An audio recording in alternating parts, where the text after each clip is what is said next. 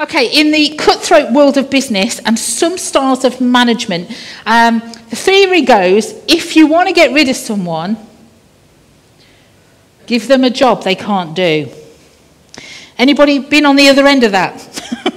That's sometimes some managers can't face the reality, so they give folks a job they can't do, expect them to fail, and then they'll give up and go away. And that's really harsh style of management. I think it's like putting your head in a bucket and in the sand, isn't it? Well, I imagine that in Jeremiah's life, when it came to Jeremiah, it's exactly how he may have felt when it came to the job that God had asked him to do. Here's how he got started. Read with me from the words on the screen. It says this: the words of Jeremiah, son of Hilkiah, one of the priests of Anathoth, sounds like he's Spanish, in the territory of Benjamin. The word of the Lord came to him in the 13th year of the reign of Josiah, son of Ammon, king of Judah. And through the reign of Jehoiakim, son of Josiah, king of Judah, down to the 5th month of the 11th year of Zedekiah, son of Josiah, king of Judah, when the people of Jerusalem went into exile. God's just wanting to make sure you've got the history of this, all right? This is real, folks. This isn't just a story. Okay. And the word of the Lord came to me, he says, saying, before I formed you in the womb, I knew you. Before you were born, I set you apart. I appointed you as a prophet to the nations. Sovereign Lord, I said, I do not know how to speak. I'm too young. But the Lord said to me, do not say I'm too young. You must go to everyone I send you to and say whatever I command you. Do not be afraid of them, for I am with you and will rescue you, declares the Lord. Now, in our final part in this series, we've been digging into some of the Old Testament, and we realise that it's been kind of a different series, and we start afresh with some free sort of topics next week. But it's around 640 BC. God gives this prophet, Jeremiah, a really tough assignment. He gets off to a flying start. He's full of youthful enthusiasm. Do you remember that, anybody? Anybody once have youthful enthusiasm? Some of you still have it, I'm sure, no matter what number you have on your age. But he's full of youthful enthusiasm. He's encountered God. He's committed 100%, and he is ready to save the world for Jesus. Not that Jesus had come at that point, but he's out there, you know what I mean? And I'm sure many of us have had those kind of encounters with God in some form or another. If you haven't, ask him. Ask him for one. Place yourself in an environment where you can spend time listening for his voice. But ask God to speak to you personally.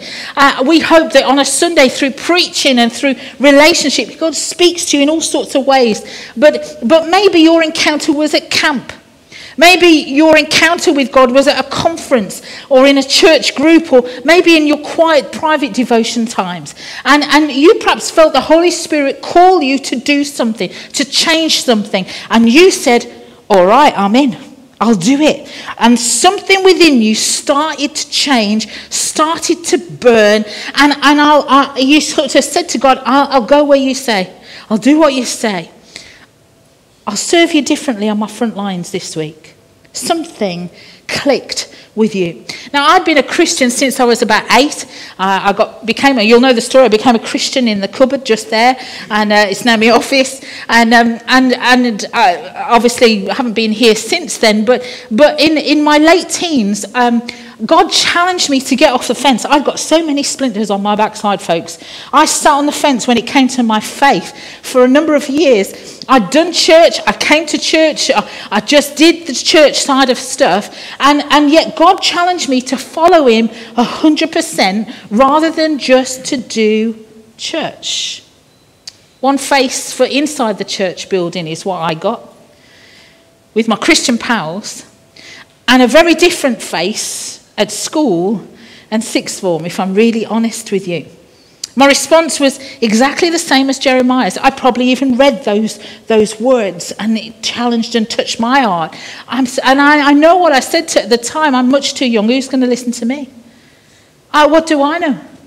Who's going to listen to me? Use someone else, God. Surely they're more holy than me. I was saying to someone just this week, I think it was in the in the warm space that we started creating on a Wednesday evening, that in 1988, I felt God call me into full-time Christian ministry. You are all in full-time Christian ministry. Do you hear me? All right. But it was just something I sensed God mean when it came to church work. Okay.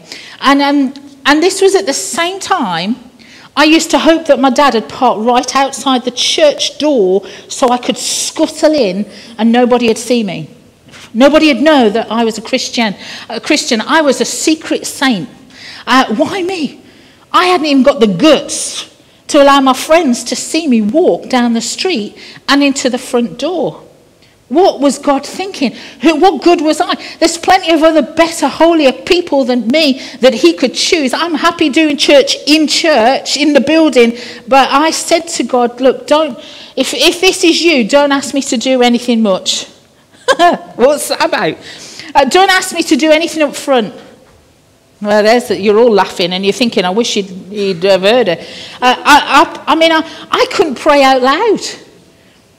I couldn't read the Bible out loud. I didn't even think my opinion or belief counted for anything in small groups in church, never mind when it came to sharing a bit of my faith every now and then, sensitively to people who may listen to me. I was 19, and God forbid a woman. And back in that kind of day, I'd never seen a woman pastor. I'd never seen a woman up on the stage pastoring a church. God couldn't call a woman. He's got this wrong, or I've got this wrong. Something's not right. I mean, maybe he should call me to be a missionary overseas or to work with the children. I don't understand that. That's a whole new subject, isn't it? Another day. But in many respects, folks, the text that we've just read this morning is a really encouraging text. Many of our Christian journeys have had moments similar to it. Change rarely happens overnight, folks. I've been on a long journey. I'm getting old. I can't even use that excuse. I'm too young, God, use someone else. Change rarely happens overnight, but God has this lovely way of directing our steps, manoeuvring things, making sure that our decisions and desires, if you like, reposition us when we surrender to him. But read on and you'll get this sense that following God wasn't going to be a walk in a park for Jeremiah. When God asks you to do something, folks, or change something, he'll equip you to do it. He really will. But it might not be the easiest route. Yet he will walk with you through it. Even now, when God asks me to step out in various ways, I'm telling you, my own insecurities can still kick in a whole barrage of excuses. Except nowadays, as I've said, I can't use the I'm too young excuse. But listen to this, you are never too old. You are never too young to have a download of the Holy Spirit on your life, to catch a fresh vision and a new mandate from God. If you read on in chapter 1, it says this: get yourself ready. What a challenge. Get yourself ready. Stop sitting around. Stand up and say to them whatever I command you. Do not be terrified by them, or I will terrify you before them. Today I have made you, Jeremiah, a fortified city, an iron pillar and a bronze wall to stand against the whole land, against the kings of Judah, its officials, its priests, its people. They will fight against you, but they will not overcome you. For I am with you, and I will rescue you, declares the Lord. Folks, God's clear from the start. This isn't going to be an easy thing for Jeremiah. And it's not long before Jeremiah realizes that no one wants to hear what he's got to say. There's nothing worse, is there? No one wants to hear God's heart, God's warning to them. The people of Judah are in this difficult, dangerous place. And God says, listen, it's like you're on the edge of a cliff. It's now or never. Carry on walking if you wish, but turn back to me and you'll be saved. It's decision time, Judah.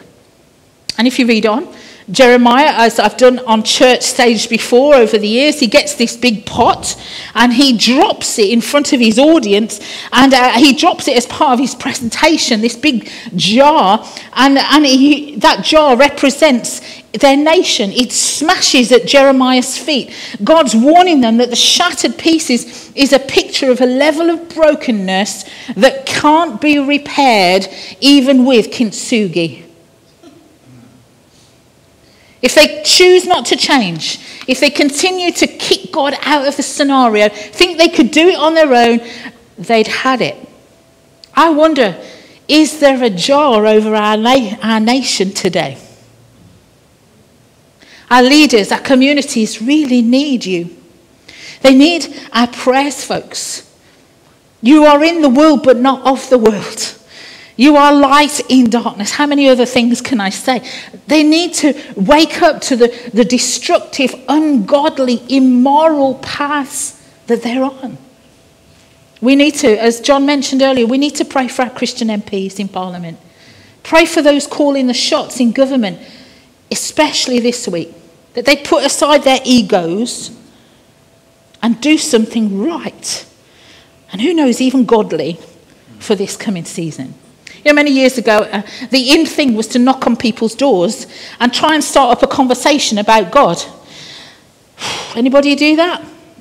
See, well done, good for you. I had to do it as part of my Bible college training. I hated it. I have to say, my grandparents, even at the age of 80, were going around Temple Way, down Tiverdale, knocking on doors, talking about Jesus. Amazingly, they had a lot of fruit out of that. But I'm telling you, I hated it. It was called door-to-door evangelism. I might as well have put Jehovah's Witness across my forehead. And I hated it. There was nothing more gutting than getting a door slammed in your face. I knocked on one door in Crewe at the time.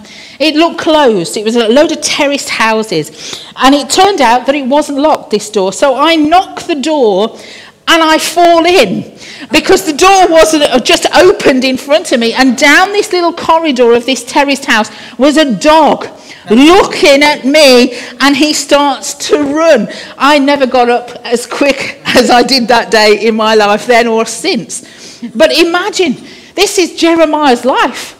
Door to door, slammed in your face for 40 years. I'm glad I only had to do it 2 nights. 40 years, it's like he's gone door to door with this message of doom. Not even good news about Jesus, but a message of doom, and he's getting the door shut in his face. It's not the good news that they or King Zedekiah really want to hear. No one wants to listen to him at all. But sure enough, after a lifetime of warnings from Jeremiah, the Babylonian army conquers Jerusalem. The city's destroyed, and you guessed it, the whole of the nation are taken as prisoner of war to Babylon. You can't imagine that, can you? But listen, just look at Ukraine today. Look at the people movement around our world. That's not just about famine and things like that, but out of war and land grabs, people are on the move. Jeremiah, he's faithful, he's humble, he's following God, he's preaching his heart out for 40 years, and no one says, I'm with you, Jeremiah. That's soul destroying, isn't it? Soul destroying. Maybe he should have used a PowerPoint. Maybe that would have worked. I don't know. But he warned, he pleaded, he prayed, he even smashed pots, and no one repented. He's mocked, he's rejected, he's beaten, he's imprisoned. He's even left to rot in a diseased, damp, riddled hole, a cistern in the ground, and that would have filled with water when it rained. And he still weeps for his nation. He was called the weeping prophet, and he looks to God and he carries on. There were moments, folks, that Jeremiah must have thought, oh man, how on earth did it come to this? Maybe I did get it wrong. Maybe I missed it.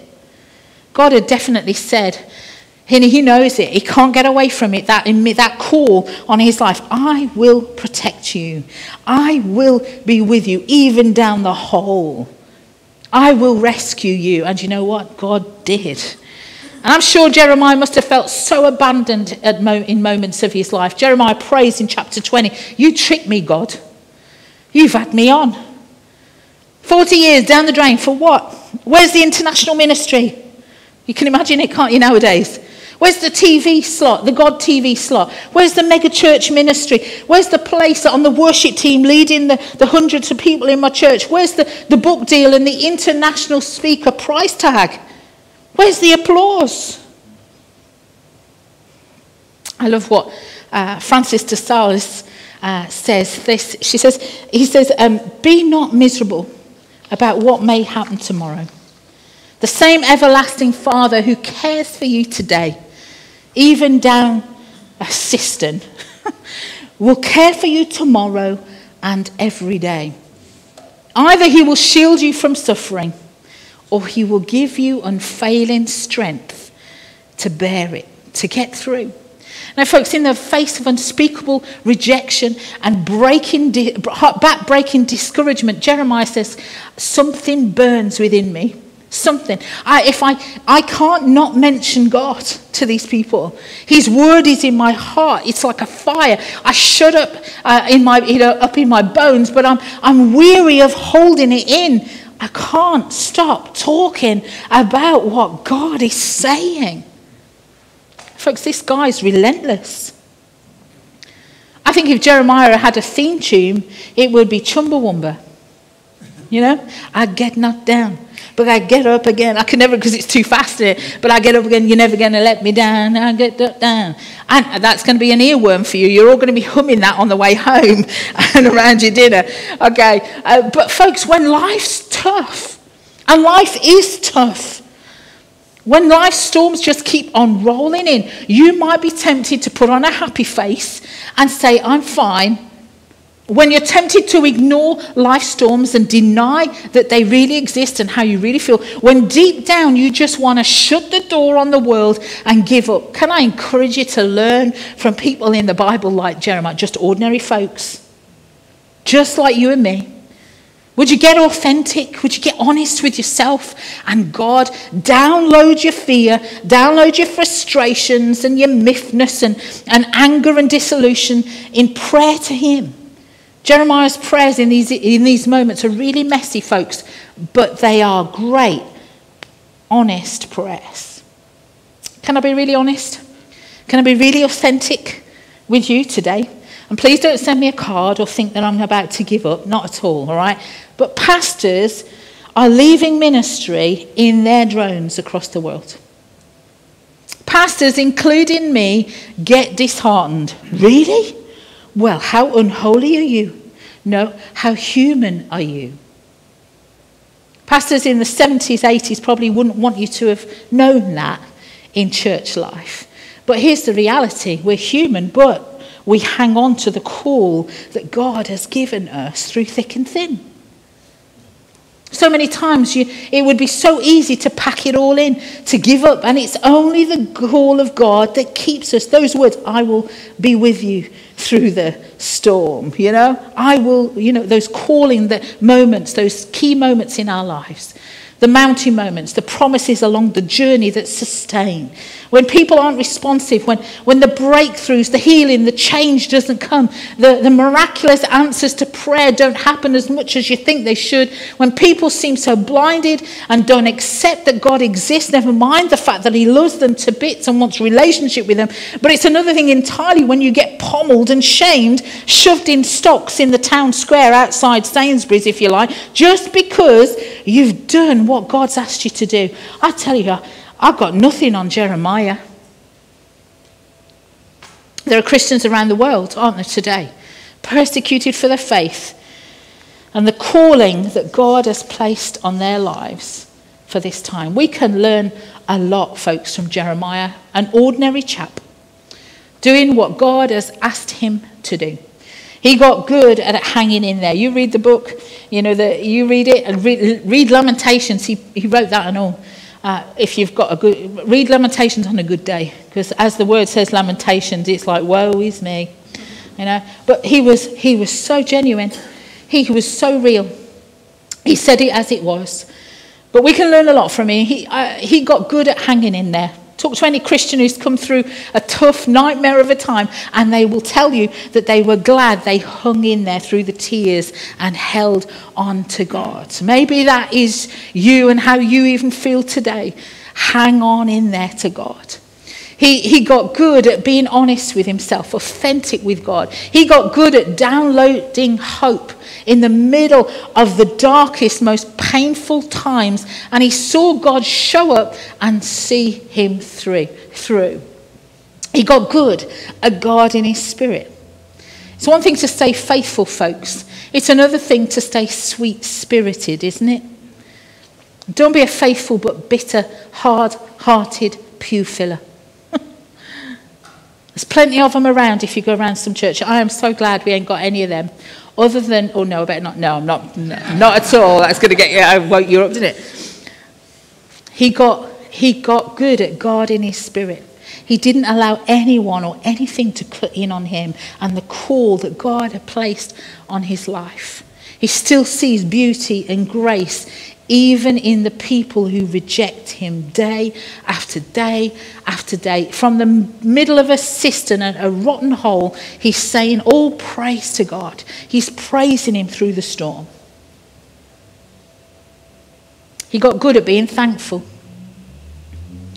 Praising God through the storm, the worst times of his life. Some ministries folks, some Christians, they seem to see so much harvest and fruit.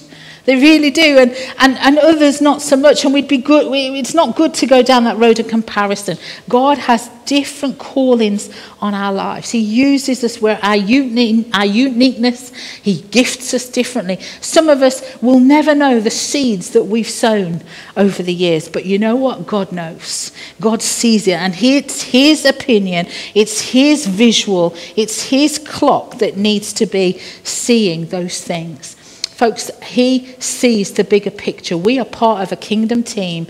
And even though we don't see fruit at every turn, fruit will come. The more we sow, the more we'll reap. I remember people like Connie and Megan, names that you may have heard bandied around this church over the years.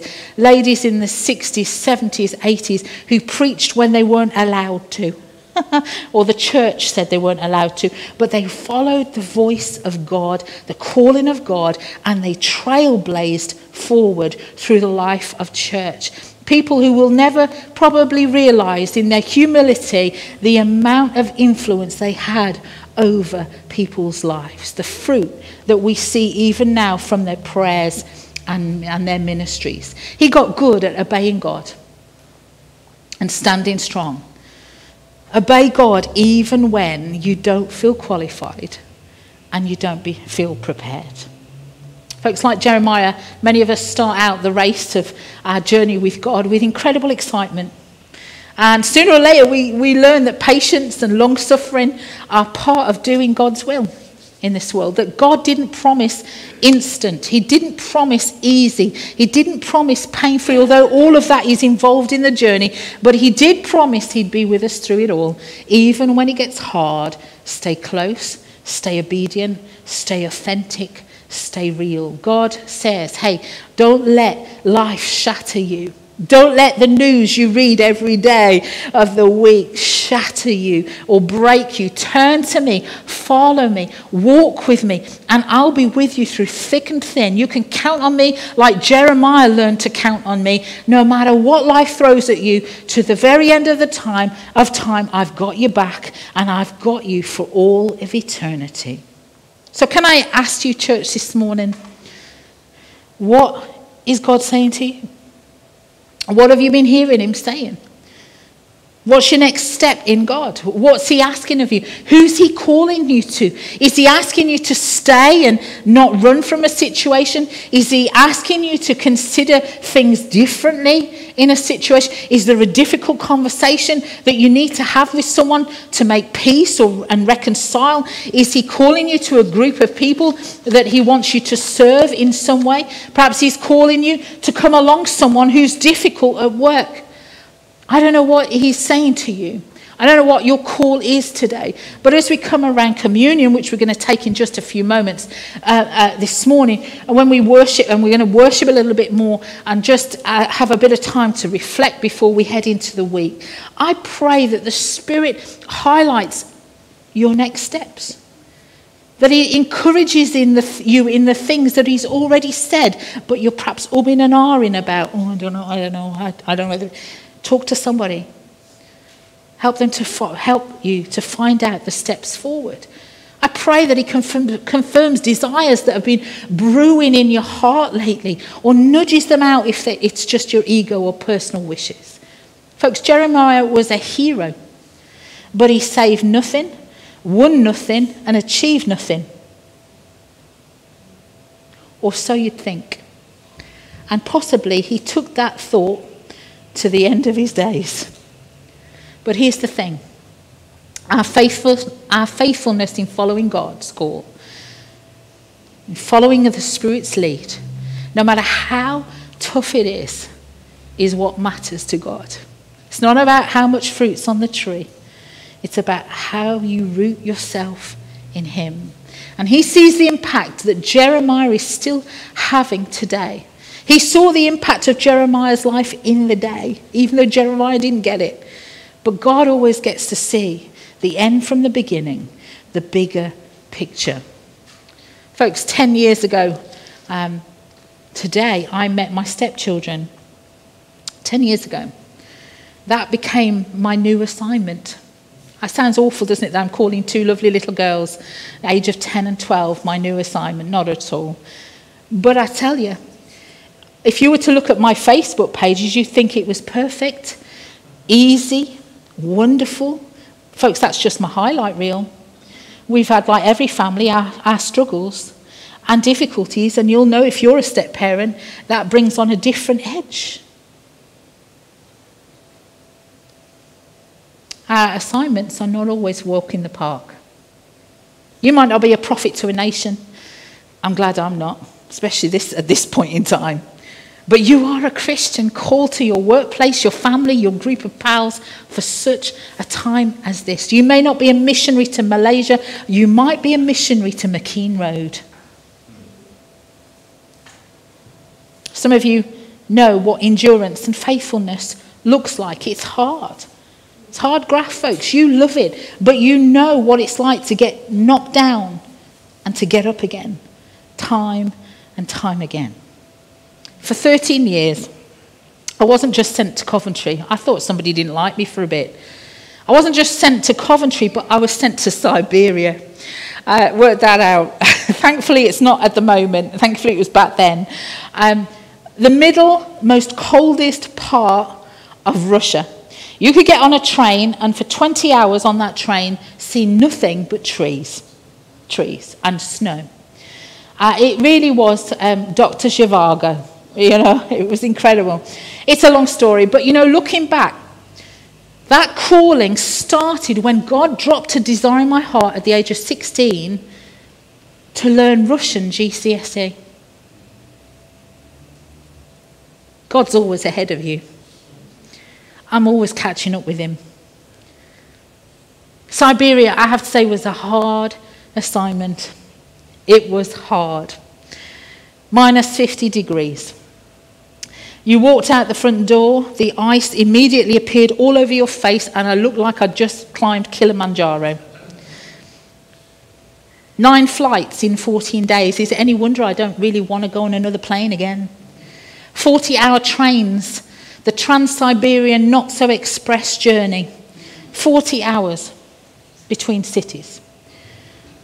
And not being able to go to the toilet when it's in a station for an hour. That's a killer, because it all just drops out onto the track. You didn't need to know that, did you? But nonetheless, it's scarred in my memory. Drug addiction, HIV and AIDS, churches that didn't seem to understand that they were on the same kingdom side. God threw me into the middle of all of that. Ex-mafia men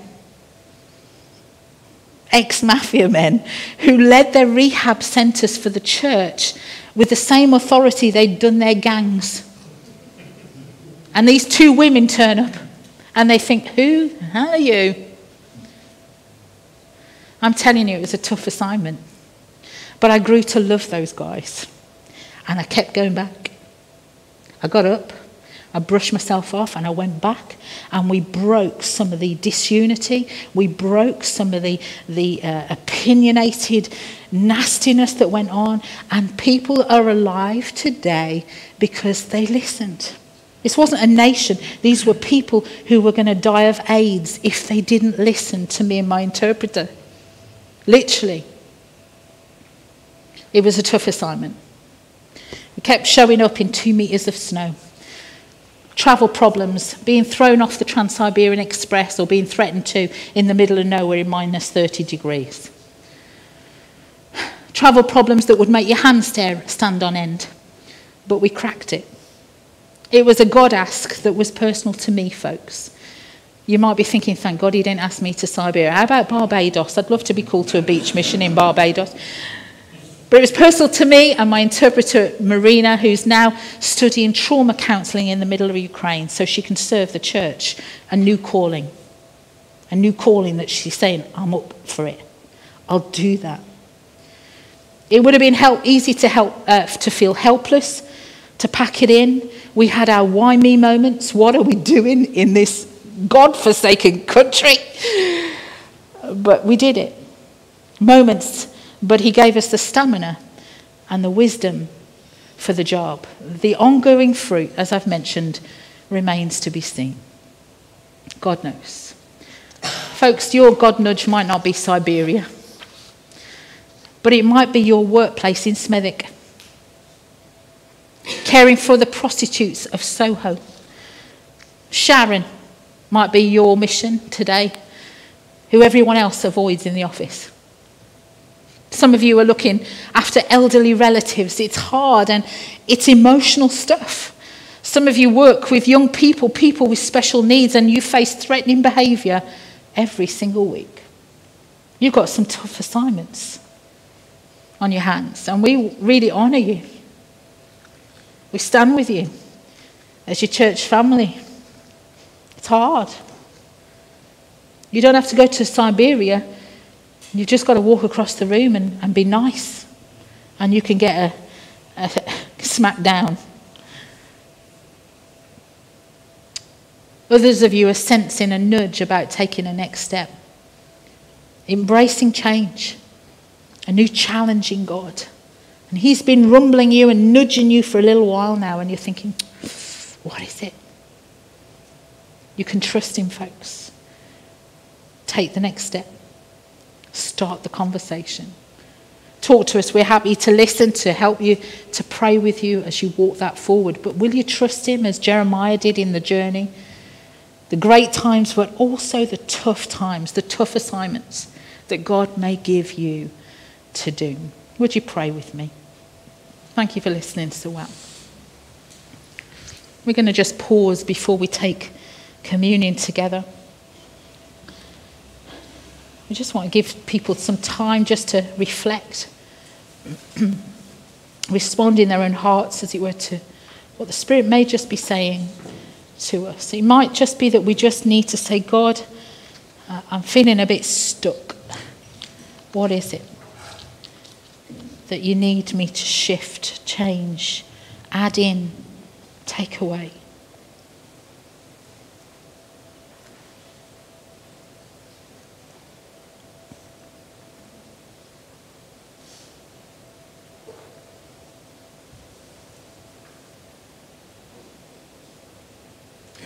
For some of you here today, life's good. It's fruitful, harvest season.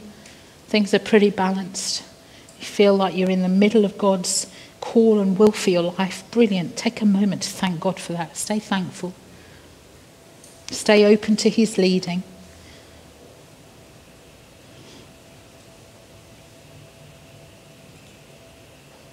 Some of us are in a tough time. Let me just simply remind you of that little adage that tough times don't last, but tough people do. Get real before God this morning as you take communion. Talk to him about it. Tell him how you feel, your fears, your needs, your whatever it is. Download some hope from him, some courage. Trade it as a divine exchange that goes on even in this place today. Trade your sorrows, trade your pain for joy and healing today. Maybe you just know that you've got bitter in this. And you become a bit negative and just need to ask God for some forgiveness here this morning around communion, and ask him to help you to do some things differently to guard your spirit. Find his fresh perspective in it. Discover that thankfulness again. And you might want to just thank him for someone, something today as you approach communion.